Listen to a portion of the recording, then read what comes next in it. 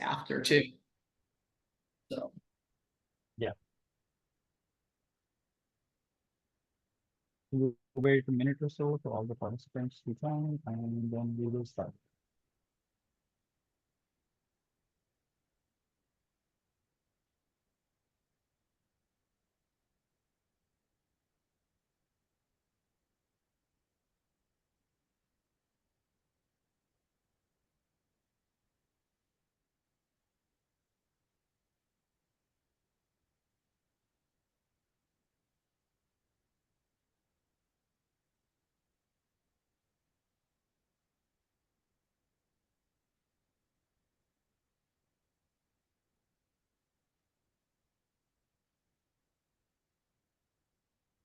Perfect. Okay. Hi, everyone. So this is Mahar from the marketing department at AutoLeap, and the topic of discussion today is going to be the recruitment advantage, streamlined hiring processes for business owners and managers. We would like to introduce our much awaited host for the day, Lisa and Joel. And basically, they are the CEO and co-founder of Promotive, and Promotive is basically a staffing firm focused on connecting skilled technicians and independent repair shops. Please note this is going to be an interactive session, so you can write your questions down on the chat and we can answer them by the end of the session. Other than that, I'll be posting the website link for Promotive in the chat if you guys want to visit it. So now, yeah, handing it over to the. All right. Well, thank you everybody for joining. We're probably right between you and happy hour at this point. But hopefully you've had a good eventful day here. I personally just came back from the Philippines about 4 hours ago, if that. And this is my first, working thing I've done in a week and a half here. So Joel and I have a action-packed agenda, and we'll do our best to fly through a bunch of these slides so we can have it be interactive and have some questions answered here. So real quick, we just want to introduce ourselves. As Mo mentioned here, my name is Lisa Coyle. I'm the CEO of Promotive, and Joelle Pollock is our co-founder. She and I met a few years ago at one of the Napa conferences, and both have called a dozen or so years of automotive experience each, and we realized there's a need for some staffing and help in this industry. And 2 years later or so, here we are with all of you guys.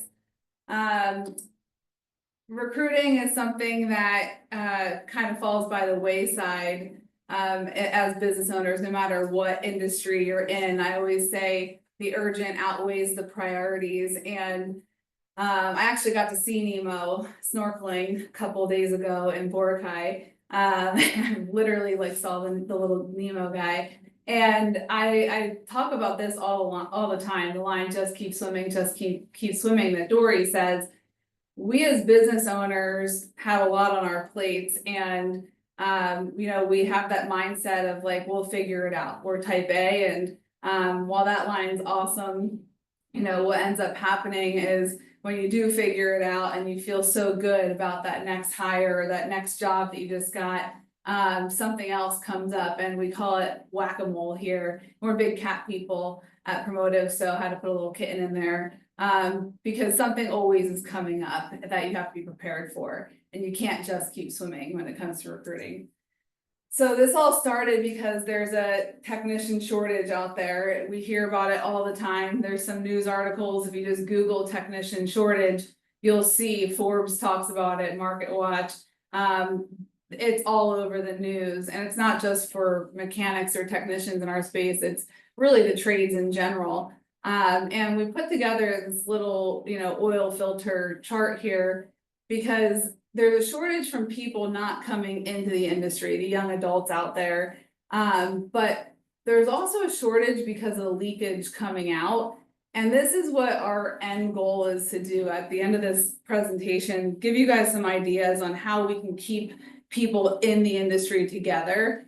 And we're not at Promotive bringing the kids into the industry yet. But our goal is that we keep people in the industry, keep those techs in their field, by putting them with the right shops. And, you know, it takes all of us collectively to do this. And it starts with, you know, not hiring the wrong people and trying to fit square pegs in round holes. But it really does, you know, make a difference if we keep people in the space or in the field by pairing them with the right, you know, ownership group or opportunity for them.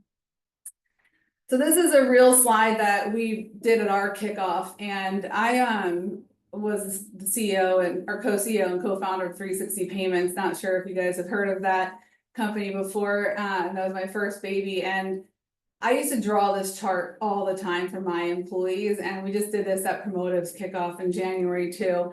At the top of this little chart here, we have effort, attitude, team, player, and on the side we have results. And it's a 4 square, and I typically label them, you know, a 1, 2, 3, 4, and do a whole, you know, coding system. But the concept of this is that your goal is to have everybody in this good bucket. And the good means that they're hitting their numbers. So maybe if we're talking in the technician space, they're flagging the right amount of hours, and they're efficient. They have their metrics that they're working towards that you guys want them with their, you know, parts, you know, markups, whatever you have them doing in there. They're using your systems. So this goes on the attitude and the effort side. So for example, if you have DVI and you want them to be using DVI, are they actually using it, or are they, you know, oh, you know, Bob has me doing this DVI again, like I don't really agree with this. And they're repping your company well. So PM in this stands for Promotive. These people are the future leaders. And when I have in here, give this person more, I don't just mean income. Of course, that is something that they all want, and nobody says no to that, but they want more responsibility. They want to feel like they're contributing to something bigger than themselves. The next bucket here is they have good results, but they have bad effort, attitude, or a team player. And a perfect example I give of this is that, you know, #1 sales guy, or that, you know, #1 tech that you have that is really good at flagging the hours or selling the jobs, but they don't use your systems.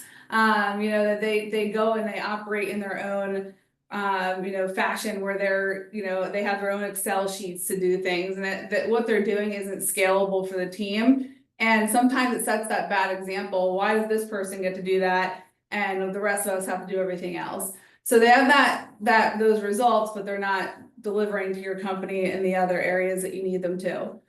And then the other side is their bad results, and then they have great attitude and effort, team player. And typically this is the person that just needs some more coaching and more training. But the line I always say is that we can't want it more than they want it as business owners or leaders.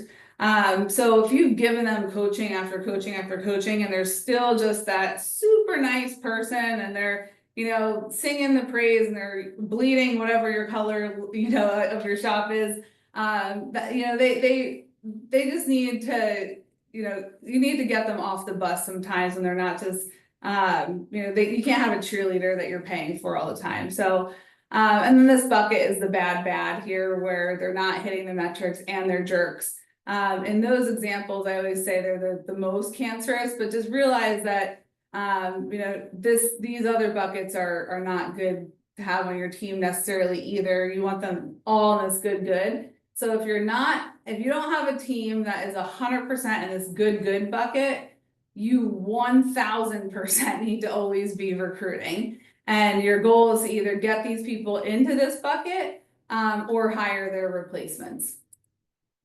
So that's what really building the bench is. So some data for you guys on technicians in particular here, and this is from our friends at Wrenchway. They have some really cool data published out there. You know, what are they looking for in their next employer? News to me that I was super shocked with was the proper equipment. You know, I didn't realize how important that was to techs, and quite frankly, when we talk to them, they're not bringing that up as frequently as some of the other ones. But paid vacation, retirement fund, and then paid training. Training does come up very frequently, and I agree with the paid vacation and retirement. Nice to have the no weekends. I'm always surprised at how many technicians are like, I don't really care about, 4-day work week. It's a nice to have, like, that would be awesome. But I wanna work whatever the hours are, they're gonna make me the most money for my family. And they love the idea of career paths. I could tell you countless stories on how many techs come to us because they don't feel like they have any upward mobility at the shop that they're in. Example, maybe the foreman at the shop is only 45 or 50 years old, has another 10, 15 years on them, and the guy below him wants to be a foreman, but doesn't see the current foreman going anywhere anytime soon. They love AC, especially as summer is coming up. Tool allowance, and then they want communication, they want performance reviews. So many technicians tell us all the time that they feel underappreciated. And I understand as a business owner, there's a fine balance of telling them how great they are for doing their job or tying their shoes, versus appreciating them and making them feel very valued. There's a balance in making sure that you aren't giving them a false sense of success potentially. Other things that they want from comp perspective, this comes up as one of our top questions that we personally get, is, should I do flat rate, hourly, salary? Am I competitive where I am? They really do prefer, for the most part, the hourly or salary. And I'm not going to go in this, what do we think's better, flat rate or an hourly or a hybrid model. But just know that I've interviewed personally probably hundreds of technicians at this point. I have yet to have one technician tell me they will only work on flat rate. It's usually the other way around, where they'll say like, I'll only work on an hourly, and it's not because they don't believe in themselves. It's because they don't trust that the shop is going to be consistent enough for them bringing in the jobs. So that is a whole different topic that I could blog about, but just know that this is the pay structures they're preferring. Of course, naturally, they will prefer a 4-day work week. I know in some states like California, where I live, can't do that very easily. But they really, like, at the end of the day, like, don't care as much. If they have families, a lot of them will want that 4 or 5 day, but if they're, younger, 25, 30-year-olds without any kids, they just want to work as much as they want. So wanted to show that. Commute, I think this is one of the biggest reasons that we see churn on our end, and I'm a big data person, and I want to get this for everybody at some point here, but commute really is a variable in what they might say they're willing to commute 30 or 45 minutes or an hour, but at the end of the day, they will jump ship for the same amount of pay, maybe even less, to have that shorter commute. And I read a lot on happiness, and probably about 4 or 5 years ago, I read that humans in general will take a 12% pay cut to commute 15 minutes or less from where they live. So that's a big dollar amount, right? Think if if someone's making 100 grand, they're willing to go make $88,000 to commute very short from their house to their job. Some other statistics here, 50% of the job seekers out there are turning offers down to a poor candidate experience. We only have a limited amount of time to make first impressions, and it starts with your job application, the job description, and how you're communicating to the candidate. Simple thing I tell everybody, even if somebody applies and they have 0 experience, or they apply to an A tech role that you want 5 years of Euro, and they're really a B tech and they have 0 Euro experience, reply to them, let them know why you're not interviewing them, or interview them and let them know why you're not hiring them. Give that good candidate experience for them, and do not ghost them. Ghosting is a real thing. We get ghosted, you guys get ghosted, but 2 wrongs don't make a right. And expectations are set from what we do with the candidates too. So if they're used to getting ghosted, then they're not thinking ghosting is a problem on their end. review sites, that's a big deal. I know in our space, there's not a lot of reviews on Glassdoor, for example. But it's something that I think we should all be working towards, and having your employees on your website, for example, could be reviews for you. 42 days on average to fill a position. Most of the candidates are using mobile devices. So if you have an Indeed ad up right now, I highly recommend you go on Indeed. And go just Google auto repair shops near me. Maybe yours will come up right away. Go through that experience on your cell phone. And 73% of the new hires out there are from passive candidates, and we define passive candidates as people who are not currently looking for a job. So they're not applying. Maybe you're getting referred to them, or headhunters are like us are going after them. But most of the new hires out there are the ones not looking for jobs. Some general feedback on comp packages here. We've been doing this for a little more than 2 years at this point. And also just as business owners in general. One of the best pieces of advice I got when I first started 360 was to stop looking at my direct competitors and to start looking at who everybody in my community wants to work for. And I live in the Bay Area, so everybody wants to work for Google and Apple and Facebook and all those fun companies. And that's who I had to start competing with, was who the people that I want on my team are eventually going to go work for. So I encourage you to think about, what are the pros of Tesla? I know dicey subject these days, or a company to reference, but what are the pros of a Tesla or a Rivian or a Google or the local gas and electric company out there? And think about what they have. And I always say Google too, because Google does have mechanics on staff because they have self-driving cars. So somebody's fixing those cars and doing everything in-house. So average shops, the guarantee is going to be more important than the flat rate, but we wanted that enough. Benefits, 50% for the employee only. I can't tell you how many times people are like, well, I don't have them, but we can do something where I can reimburse them. Nobody wants to have to go deal with that, right? Keep it simple for them, make it a no-brainer for them to come on board. Average shops don't have a 401k, or they have a simple IRA, no match, maybe a small match. 1 week PTO in the first year. This is the number one thing I harp on with our clients. Good luck getting that 35-year-old guy that has, a 5 and 7-year-old kid and is married, and to go home and tell his wife that he's taking a job that's going to give him 1 week of PTO after they've been there for 1 year, when he has 3 or 4 weeks built up from the last 5 or 7 years working at the dealership. You gotta be competitive on that. 5 to 7 holidays, and then Monday to Friday or Monday to Saturday. Top shops, most of the ones that we're working with, work towards this or have it already. They have an aggressive hourly rate, easy to understand bonus structure. Usually it's some sort of hybrid model, so X dollars an hour if you do 30 hours. It turns to Y dollars an hour if you do 35, and so on. Full health benefits paid for the employee only. 401k with a match, 3 weeks of accrued PTO.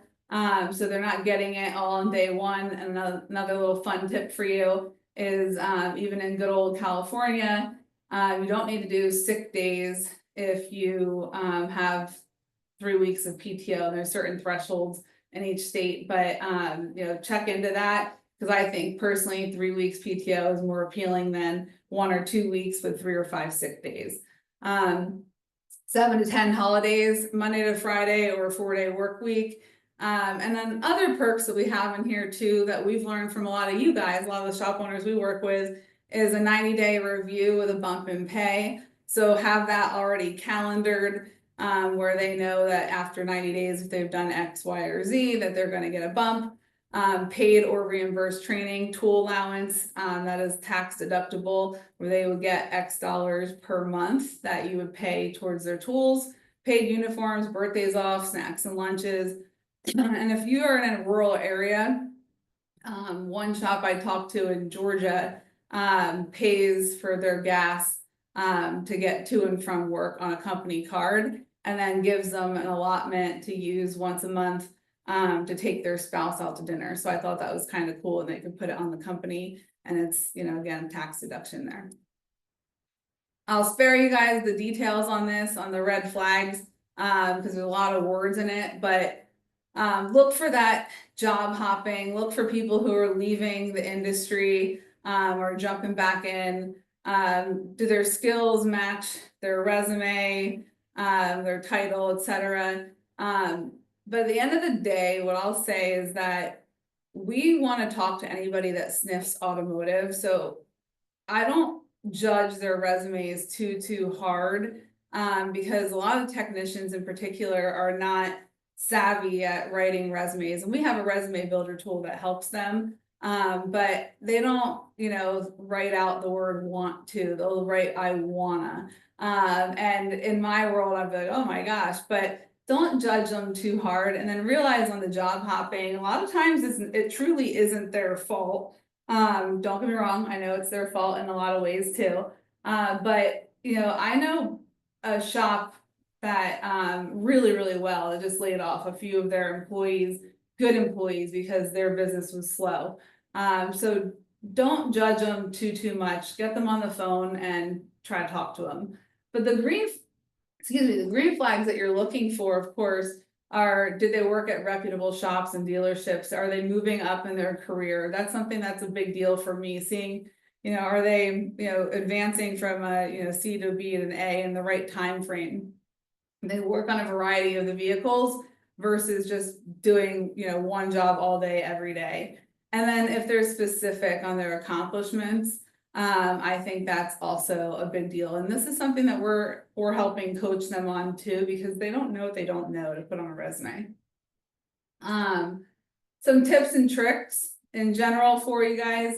I already talked about don't judge a resume too hard.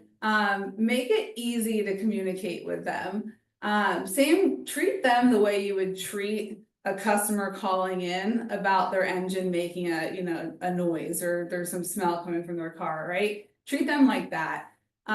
Texts are way better with texting than emails.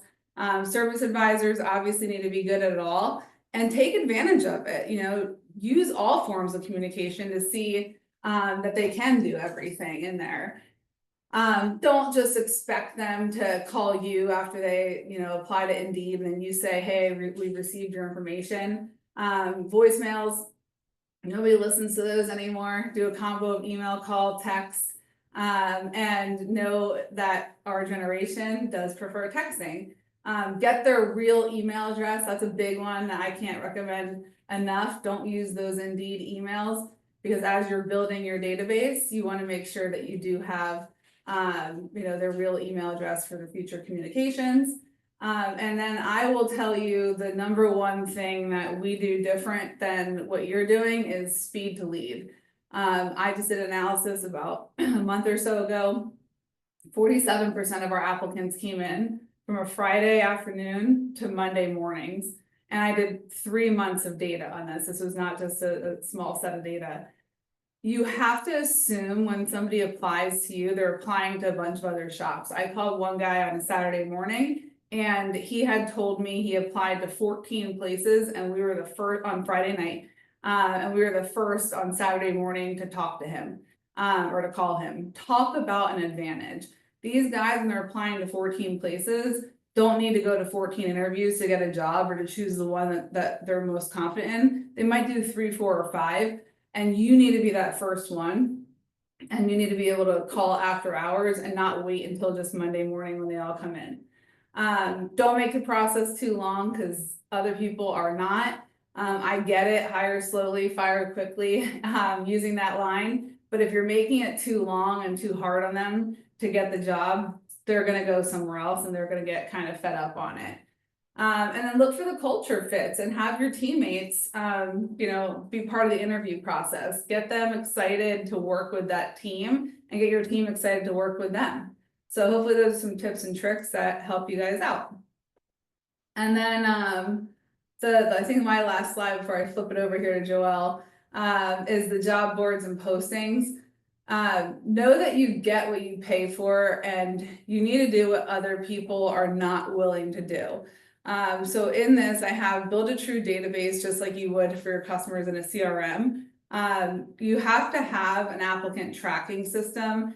At the least, have an Excel spreadsheet that has all the candidates you've talked to, good, bad, medium, whatever. As a C tech today is going to be an A tech in 5 years if they're, good at what they're doing and truly, saying what they're delivering, what they say they're going to do. You have to source through Indeed, LinkedIn, all those. And sourcing just means that you're going through the candidates who aren't applying to you and you're directly messaging them, and you set up filters for when they log in or when they update their resume. It's not cheap. This is what our costs are. So maybe we get a little bit less. I'm not sure. If you have a better deal, let me know. And then we also do sponsored ads versus the free ads. So if you use Indeed, like a lot of people, just know, it's algorithms are all over the place. You don't know if you're going to be on the first page, the last page, whatever. But we recommend spending $45 to $55 a day and then refreshing them frequently and tracking that data. Try different keywords, mechanic versus technician, automotive versus auto, and then try different subject lines. Throw in that $1,000 sign-on bonus, because the subject lines are, what gets people interested in your post. All right. I'll flip it over to Joelle here so I can drink some coffee and wake up from the Philippines here. All right, home stretch, only 30 more minutes. Thanks, Lisa. So we'll spend the next 15-20 minutes diving a little bit deeper into some of the specifics as it relates to the job boards, postings, and then where to find candidates. So again, just to preface, this is not an Indeed pitch. This is not all about the job boards, but I think it's important because that's one of the tools and levers that a lot of shop owners have and utilize. So hopefully there's a couple things that you guys can gain to try and get some more candidates or more qualified candidates. So on the screen, you can see over to the left, there's a screenshot of 3 different job postings. And this is just kind of the preview that candidates will see before they actually click in there.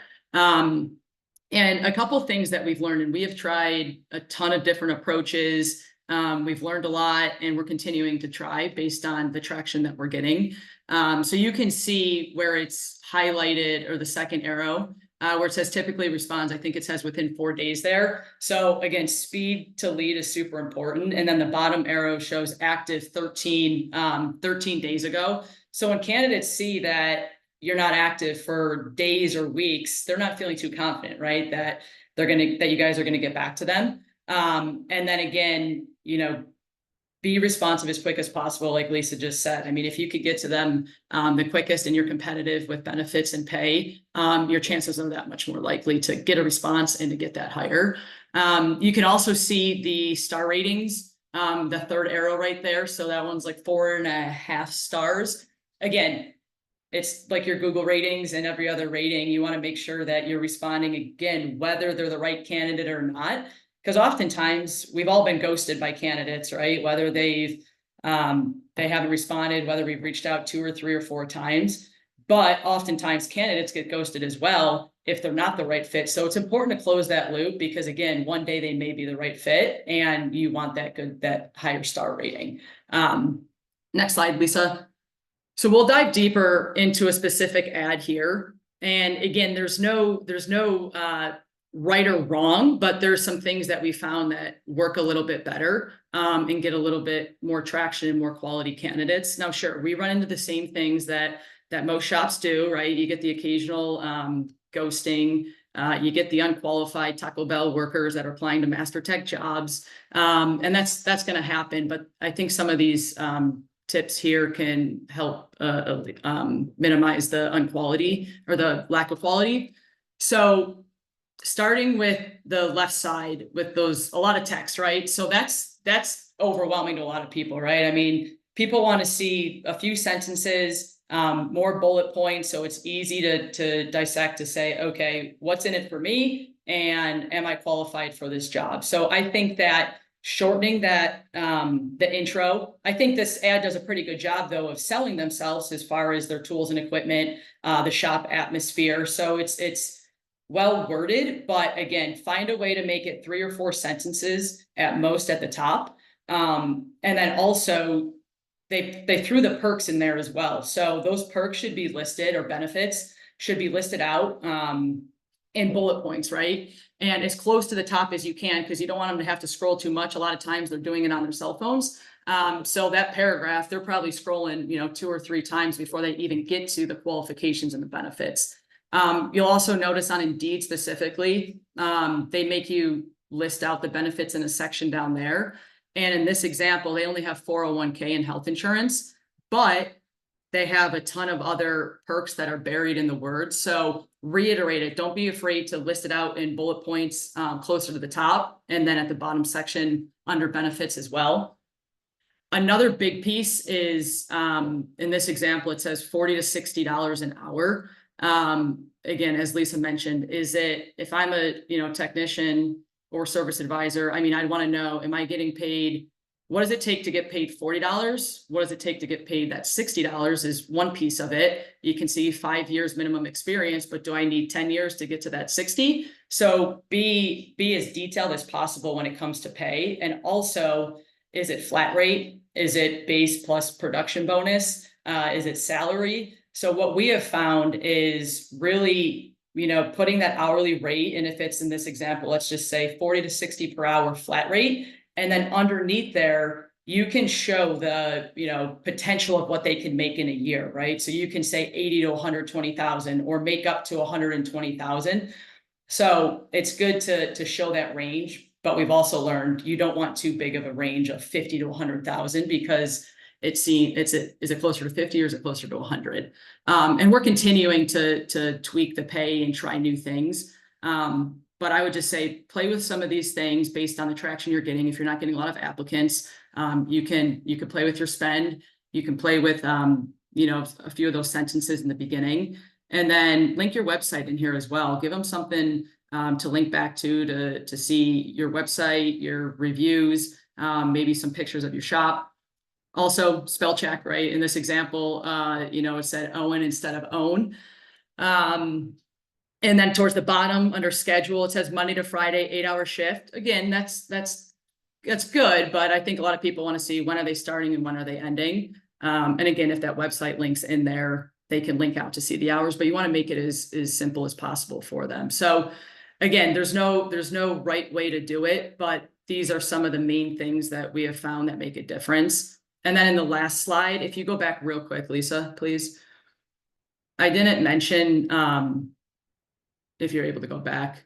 Yeah, right there. So the three bullet points on that intro, those are key, right? Like what are the 2 or 3 things that truly set you apart? And look up other shops in your area. What are they posting? What are they, are they saying that they have the best benefits or the highest pay or, whatever the case is, but be aware of your I say competition, right? We're all in it together, but just the other shops and what they're doing to find and retain people. So that's your time to shine from a quick glance. And those 3, I think you're allowed up to 4 bullet points. So don't be generic and use that to set yourselves apart. Next 2 slides, please. All right. So again, we always like to bucket the candidates into 2 different sections. So active and passive. So we've talked a lot about the active candidates. Lisa touched on the passive ones as well, but active meaning, again, the ones that are typically hitting apply to 5, 10, 15 shops, dealerships. And that's where speed to lead comes in.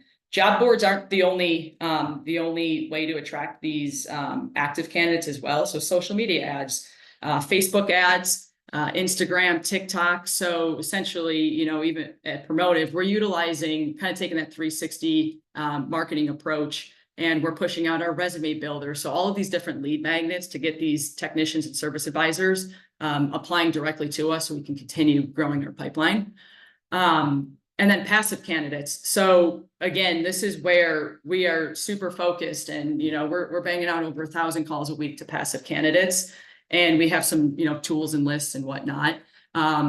that we can reach out to see if someone's open for an opportunity. And, you know, the reality is if someone's that unhappy, maybe there's been a change of ownership, maybe private equity came in, maybe there's a new manager change, the culture's gone to, you know, crap, whatever the case is, if they're truly unhappy, they're going to leave with or without a recruiting company and probably leave the industry entirely. So that's, as Lisa mentioned earlier, we're really focused on trying to retain this talent and find the right candidate with the right shop. And for shops that are wanting to do it themselves, look back at your past applicants, keep that Excel file Lisa was talking about, save it on your computer, go back in your Indeed and make sure you're staying in touch with them. Maybe they're not the right fit today, but in the future they will be. Maybe you only have one opening, but you talk to two really great people. You got to keep that other one warm, right? Always be recruiting. And that's a hard thing to do. It's always the chicken and the egg. Right? When you have an opening, are they ready? But the more you can build that relationship and stay in touch with them, the more likely you are to get them when the time's right for you and or them. Relocation. So, you know, if you're not familiar with, you know, what other states are relocating to your state, you can do a quick Google search there. You can post specific in those states. You know, I know on Indeed, you could also just flag open for relocation on your post. But again, we're coming across more and more relocations as we continue to grow and scale across the country. And then lastly, referrals, word of mouth, right? So, you know, $1,000 for a referral. We'll talk about this. I think it's in a couple slides later too. So, you know, whether it's your existing employee, the tool guys, you know, incentivize them to bring you those leads. Cause, you know, as we know, word of mouth referrals are typically the best. So next slide, please. All right. So I'm just doing a time check here. All right, so I'm not going to go through all of these bullet points. I highlighted some that I think are most important. You can read the, you know, Indeed stat there. 5% of candidates land an interview within the first week. And again, I think that's because, you know, a lot of times we're lacking the speed. But again, make sure you are being responsive. You are, thank you, 12 minutes. All right. Make sure you guys are being responsive. That's the common theme that you're hearing from both Lisa and I.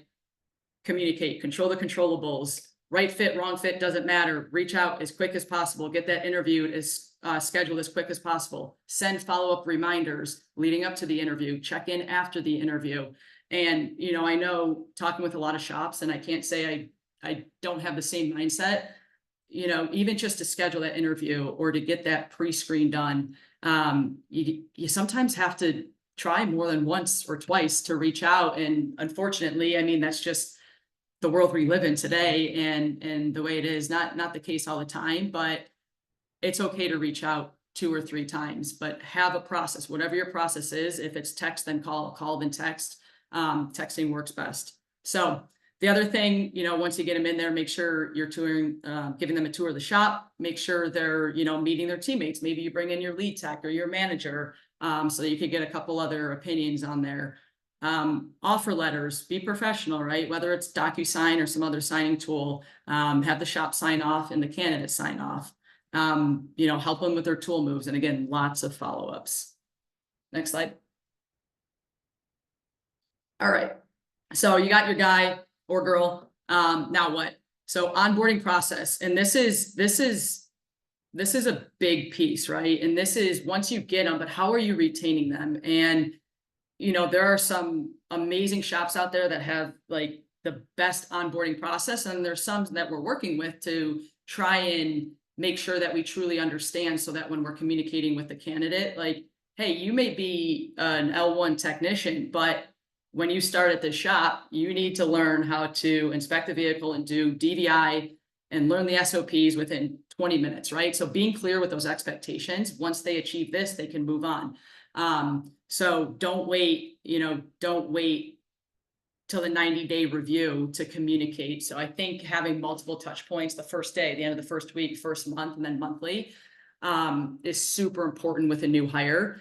And, you know, we've heard so many times that, you know, one side thinks that things are great where the other side, you know, is questioning if they made the right move or not. So it's super important to make sure that, shop owner and candidate are communicating before and after they're hired. Surveys, career path, get online reviews. You guys can skim the rest of these bullet points, and we'll have it, you know, posted too. So we'll keep it moving to the next slide. All right. So just to be transparent with our numbers in 2024, again, not going to read every single one to you, but we added, you know, almost 11,000 people to our database. Now, again, does that mean everybody's a technician, master technicians? No, but you know, the 300 plus shops we're working with, currently there's a home for everybody. And whether it's a loop tech, master tech, service advisor, manager, you know, we're continuing to build our pipeline and keep them warm until we find the right spot for them. But really what we look at here is, you can see that, so pre-screen is basically our screening and our interview process when our recruiters are talking to candidates. But the applicant to pre-screen percentage, 37%, again, that's a little bit lower because sometimes candidates don't get back to us. Maybe we happen to be the third person that called them into two shops, or someone else beat us to the punch and they're happy where they're at. But it's really cool to see, once we get that offer to start, 83% of them are starting. And the first interview to offer, that 27%, it's skewed a little bit because we could have multiple people interviewing for the same position at the same shop. So again, we're seeing these numbers continue to get better and better, and we're really focused on, you know, really increasing those submittals to interviews and getting those interviews to starts. And then on here, if we look at the bottom section, how to get one start, essentially 40 applicants that lead to 15 phone interviews, 4.5 in-person interviews set to 1.2 offers extended to 1 start. So it's not easy to get 40 applicants, right? And you obviously want some good quality candidates within there, but those are the numbers that you know, we're tracking and seeing. So it all goes back to, it takes time. And again, there are shop owners that are great at it, but you guys wear many hats, and it's hard to stay on top of not just the initial reach out, but the whole journey to get them started. And then obviously the retaining part's a different piece. Next slide. All right, perfect. Okay, so with all of that being said, here's kind of the, you know, 30,000 foot view of what Promotive can do to help you guys. Essentially, everything we just went through is what Promotive is doing. We're hitting all of those active candidates through social media, through the job boards. You know, we pay for the sponsored ads, we do the sourcing, we're reaching out to the passive candidates, we're building benches, we're writing job descriptions, we're writing offer letters. Our whole goal is to really be an extension of your team and manage 95% of the heavy lifting, right? All that grunt work, the back and forth, the scheduling the interviews, scheduling the second interview, third interview. So it's really all about finding the right person for the right shop, not just a warm body, because it doesn't do anybody, including us, you know, the way we collect our fees as well, to get somebody in there for 1, 2, 3, 4 months, right? It's all about trying to find the right person that's going to last. And, you know, with that, it sometimes takes time, which if you go to the next slide, please, Lisa, you know, our goal is to find that right candidate, no matter if you're located East Coast, West Coast, metro, rural. I want to say in the first quarter, we averaged right around 53 days from job intake to placement. And that's including, you know, 1-2 week notices. And that's continuing to get shorter, but we always level set and say, you got to give us time to find you the right person. And, you know, 60-90 days is our sweet spot right now. But we've made placements in 3 and 4 days, and we've made placements in 3 or 4 months. So that's why it's super important to make sure that we're partnering with the right shops who are competitive with pay, that have benefits. And if they don't, they're still willing to work with them, investing in training, career paths, right? All the things that we just covered. But you can see the timeline here. So just from a process standpoint, every shop gets a dedicated account manager, and we do an intake call. And that intake call is really important because, you know, everyone's looking for an A-Tech, but that A-Tech means something different to this shop versus that shop. So it's really getting to know each other and the must-haves, nice-to-haves, culture, things like that. once we do that intake call, we draw up the job descriptions, we get our recruiters up to speed on the jobs, we get everything posted, we start making calls. But even before that, we look at our internal pipeline to say, who do we have that we've already talked to in this market? And are they the right fit for the shop? And are they still interested?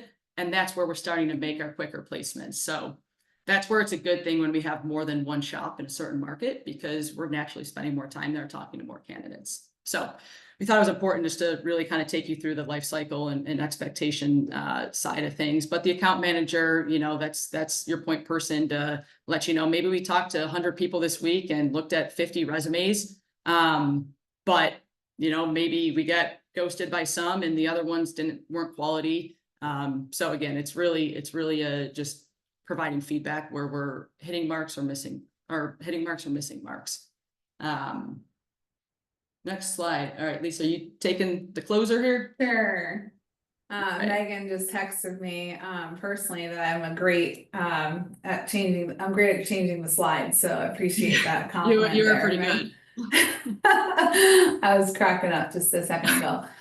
So the shameless plug we have here is that we know there's a shortage, and we want to help this industry. You know, payments is in my blood, and I happen to fall in love with the automotive space and stuck with this after exiting 360. And somebody needs to be the Coke in this industry. I always say there's a Pepsi and a Coke in every industry, even though now it's Coke and Dr. Pepper because they surpassed Pepsi.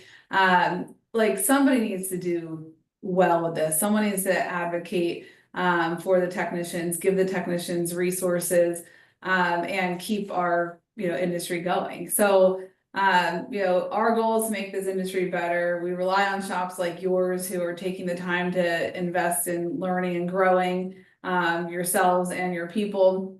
We rely on you guys to give back and to partner with us. And our goal is that we have over 50,000 candidates in our database by the end of 2026, and that we become more of a career resource platform for the technicians and service advisors. And recruiting and staffing is just the beginning. So, we get asked all the time what we do, and every time we tell people what we do, they always say the industry needs this. You guys are on to something, and then they pause and they say, good luck with that. And it's not easy. But Cody Sanchez, somebody I follow, says, if no one thinks you're crazy, you're already too late. So think big picture with us. And I know we have a couple minutes here for questions maybe, but if you have any that you don't want to ask right now, this QR goes directly to our website. Joelle's personal information is on there, and Mo had put the link in here. Yeah, and I think one more thing too, and I know, I mean, for years, right, we've talked about the tech shortage. I still sit on the ASC Education Foundation board, and the biggest thing is, right, I mean, these ATECs, these master techs, I mean, we're all getting older, right? And it's still grassroots. Like we aren't going to turn these loop techs into C techs, into B techs, into A techs, right? I mean, sit on the advisory boards, get involved. That's where you get your top, your top students. Dealerships, right? I mean, they have the resources and they're actively involved with that. But again, it takes all of us working together. Promotive's not going to fix it ourselves. When I was with Napa, they're not going to fix it themselves. It takes all of us working together and continuing to invest and train these young adults and students so that they can become our next shop owners and our next master techs. So I think we're out of time. Yeah. But no, I think it was a very informative session itself. I'm pretty sure everybody enjoyed it. I'm pretty sure all the attendees stayed till the end. There were a lot of emojis coming up in the chat as well. So yeah, I think it was a very informative session, and we would firstly like to thank you guys for giving us such an informative session at the end of the day in regards to the topic of discussion. But also we would like to thank the participants for sticking around, and yeah, I think we have a hand raised. If you do have a question, you can write it in the chat and maybe scan the QR code and get directly interacted with the host themselves. So yeah, so closing on to this session, I would again like to thank the host, but we would also like all of the participants to stick around for the party session. and we would also like the host to stick around for the party section as well. So yeah, thank you so much, everyone, for your time. Thank you so much again for giving us so much information to digest. Thank you, everyone. Have a nice day. Thank you. Thank you. Bye. Bye.